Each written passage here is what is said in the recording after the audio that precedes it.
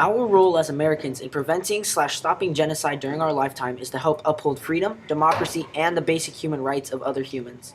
In America and around the world, many people pride us for our outstanding example of freedom, democracy, and respect for the basic human rights. So our role as Americans is to uphold all of these rights in not only our country, but everywhere if we can. The reason that this is so important is because in many places around the world, people do not have freedom.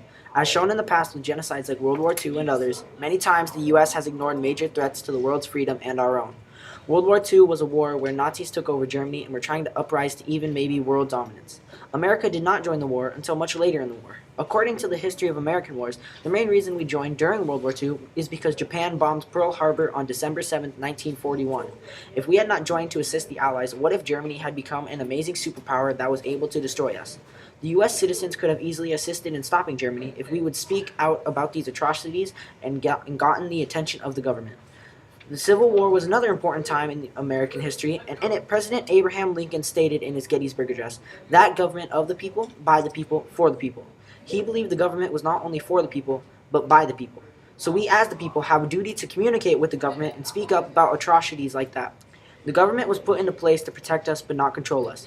We control the government with our ideas and representatives. So through our control, we should be able to stop any instance of genocide because I believe that most people do not condone genocide.